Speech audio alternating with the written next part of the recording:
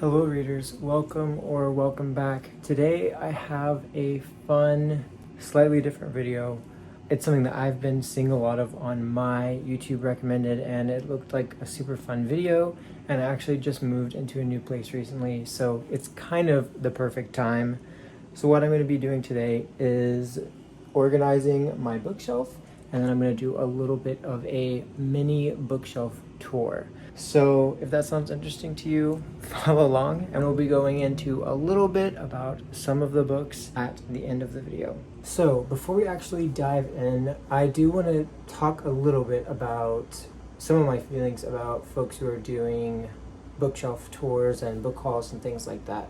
I think in general, mass consumerism is not a good thing, and that includes books, comics. I totally understand the appeal of having a concrete book or graphic novel, comic book, whatever it is, and having a physical hard copy rather than just digital, especially if it's something that you really enjoy.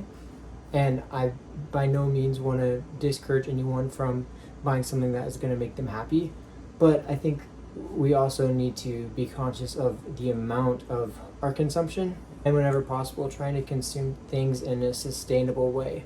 So that can mean something like reusing, buying used books or used comics, or something like an e-reader for novels. I actually read an article that said it would take reading 35 to 60 books a year would actually reduce the carbon footprint as opposed to reading hard copies. So that's just my personal recommendation before we dive in, to make sure that we're trying to be sustainable whenever possible.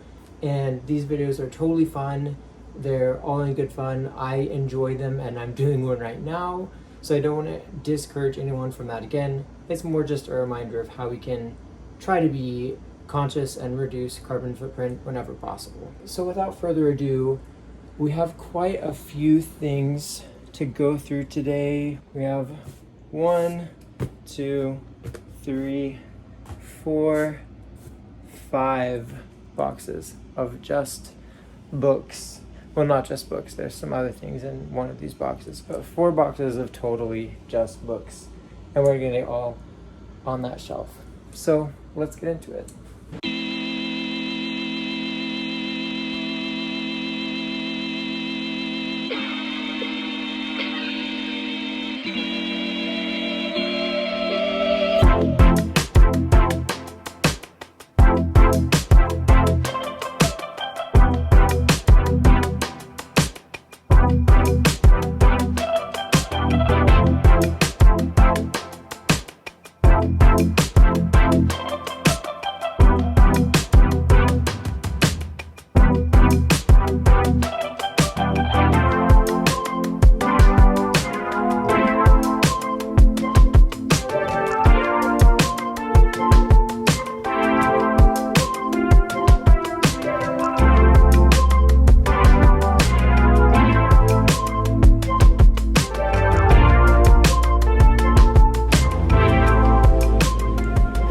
Okay, so just got my comics vaguely sorted into stacks.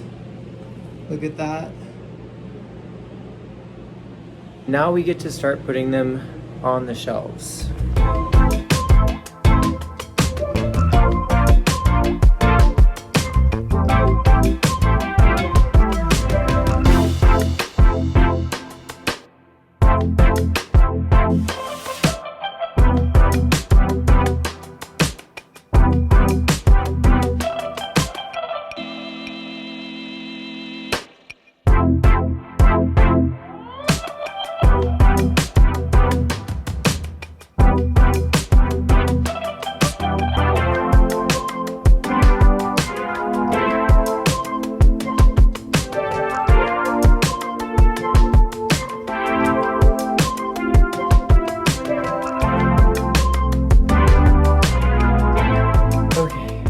I'm a little bit hot and sweaty. Those earphones do not breathe very well. But I think I have at least a good start of the layout, kind of how I want it. So now I'm going to go through, not every single pick, but a general overview of the layout and some of the stuff I have been reading, some of the stuff I'm going to be reading. Going to the second shelf, there's no real order in terms of genre, author, or anything for the most part. Mainly, I'm just focusing on the height of the books because I personally don't love when there's mismatching heights on a shelf. So we pretty much are just going from smallest to largest. A lot of these books you have seen me do reviews on. Some of them I haven't done a review on, some of them I haven't read yet. But main highlights, Song of Achilles, my first video on my channel. Absolutely love this book so much. It's phenomenal. Aristotle and Dante also really love this one. House in the Cerulean Sea was pretty cute. Maybe not something I would usually read in terms of the characters, but still a fun read. Black Sun's a pretty cool original book too. This one, The Heart's Invisible Furies, I started it. I actually got pretty far, maybe like halfway through. Pretty decently thick book, but I couldn't finish it. It was super depressing. Maybe I'll pick it back up at some point, but honestly, I'm not sure. I don't know. I don't really love reading really sad stuff, so I may not finish it. I don't know, I may. We'll see. Fire from Heaven, story about Alexander the Great. Absolutely fantastic. Autobiography of Red, I did a review on. Handmaid's Tale, I read a while ago. Pretty good book. Kiss of the Spider Woman, an Argentine classic. Some Virginia Woolf, Orlando. Seems like an interesting kind of queer studies lens book to do, but I have not picked it up yet, so maybe one day. Watership Down, read this one in high school as well, really enjoyed it, and packed it here just in case I kind of want to read it again at some point. Confessions of a Mask by Yukio Mishima. I started it, I just read like the first chapter and then had some life changes and stuff that happened and didn't get to finish it, but definitely will be picking that one up and finishing it soon. Simon and the Homo Sapiens Agenda, aka Love, Simon. Fun, young adult, teen book for sure. Lore is pretty cool. It's similar to the Song of Achilles or Fire from Heaven in that it's like a Greek gods mythology book, but through the lens of modern day in an adventure setting. It was pretty cool. I enjoyed it. Winter's Orbit, sci-fi, gay romance book. I did a review on that one. Mrs. Frisby and the Rats of Nim. I read this a really long time ago, but I couldn't really remember much, and it's a pretty short book for younger kids, so I thought it would be a really quick read, and I'll get to it at some point. Left Hand of Darkness. Really enjoyed this sci-fi book by Ursula K. Le Guin. Kurt Vonnegut's Slaughterhouse-Five. Have not read this before, so I picked it up at a used bookstore just because I know it's kind of a classic. I thought it might be a good one to read at some point, so I'll get to that. Lord of the Rings trilogy. Read these, I think, in college, just on my leisure time. Really enjoyed them. Very fun, exciting story. If you love the movies, you'll definitely love the books.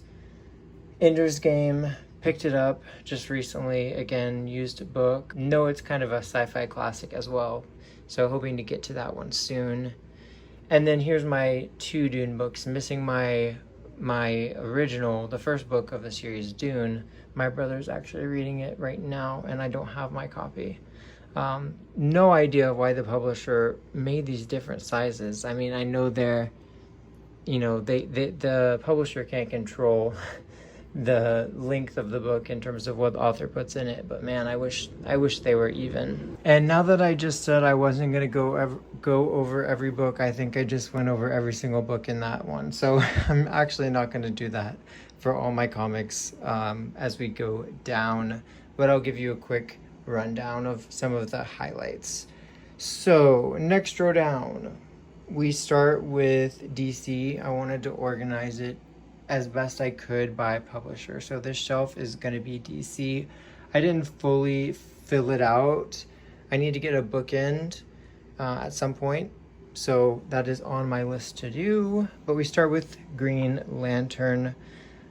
Haven't really read a ton of Green Lantern stuff. I know he's not like one of the most popular Justice League characters, but I am trying to just expand my kind of knowledge of comics, and superhero comics is something I really enjoy. So kind of picking up a little bit of everything, trying to find some of the best of what's out there right now.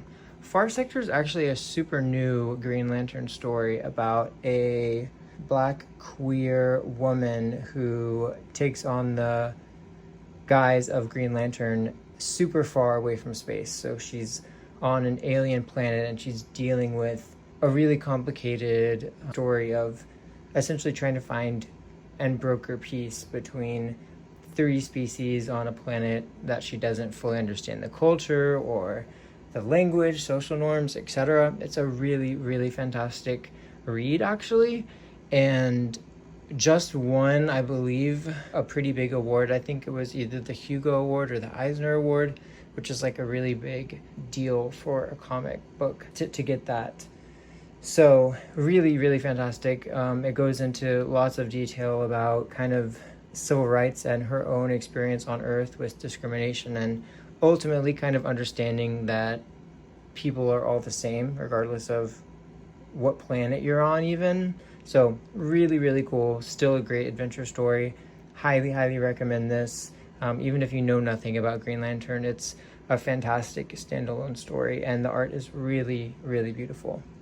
Justice League Dark. Kind of an interesting take on a concept. So Justice League obviously being our pillar of heroes that we go to for times of need.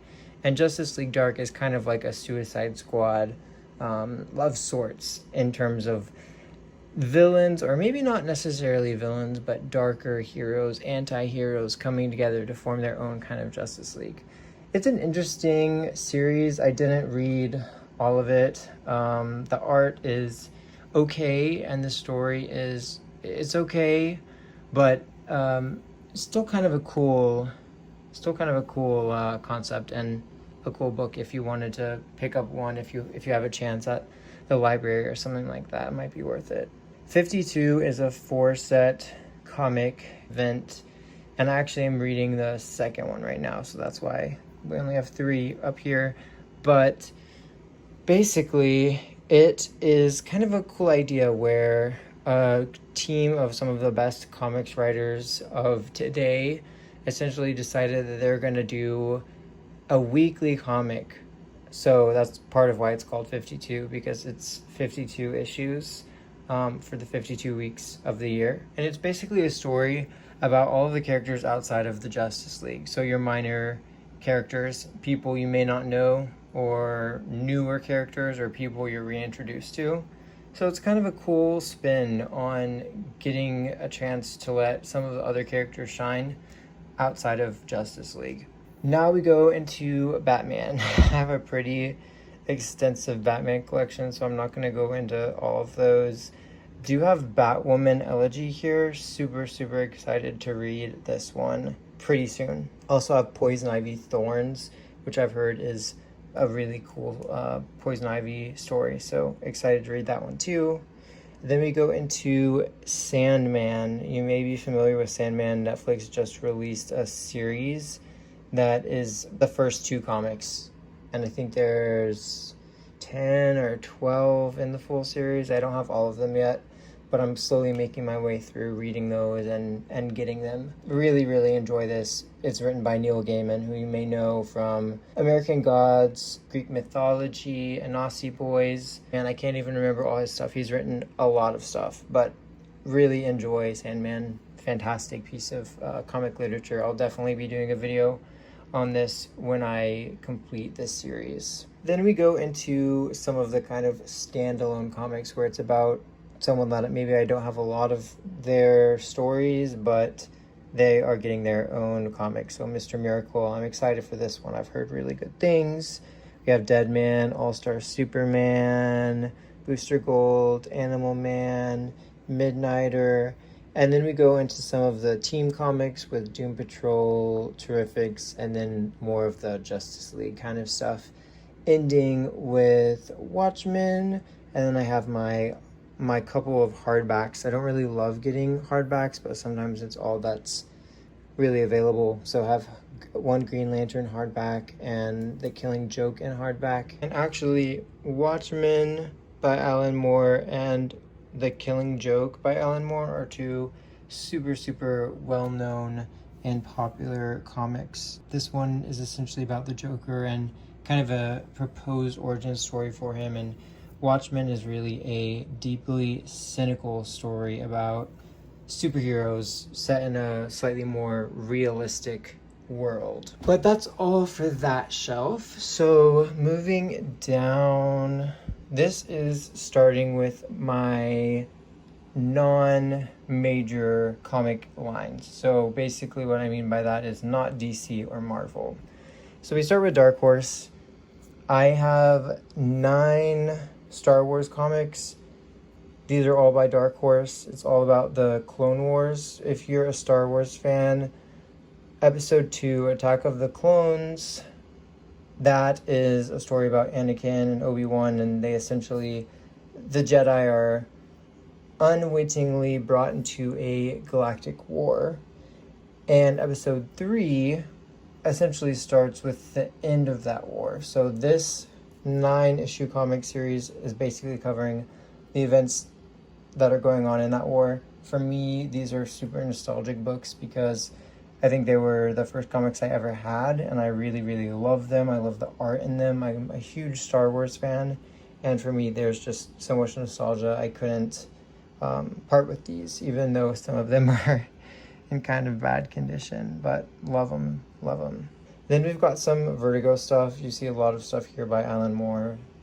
V for Vendetta, Top 10, Promethea, and Day Tripper is a pretty cool book too. I actually read this through college. This was a required reading book for college.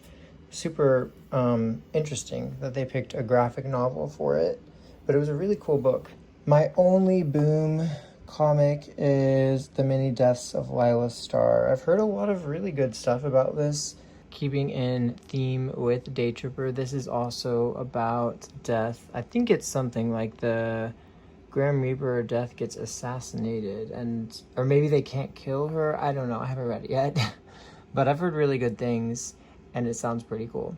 Then we have Image Comics. So I got a couple things from Ed Brubaker and Sean Phillips. They are a creative team who write and illustrate stuff, mostly kind of noir and crime, which is not something that I would usually read. I don't really read that in novelization, but I heard some really amazing things. So I got 2 of their books, The Fade Out, which I think is a complete story, and I also got Fatale #1.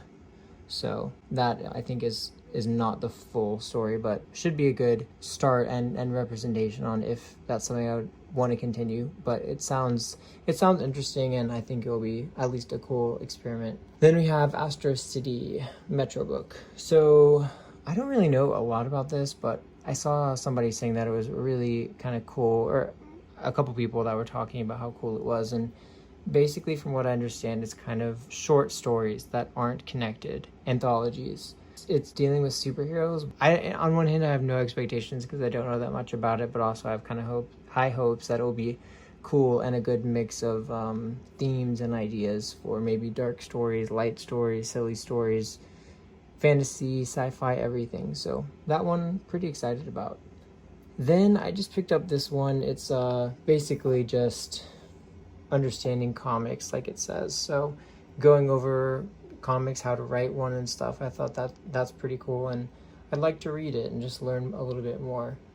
Then I have The Magic Fish, technically a graphic novel, but I put it down here with my comics. Did a review on this one, really loved it, beautiful, highly recommend.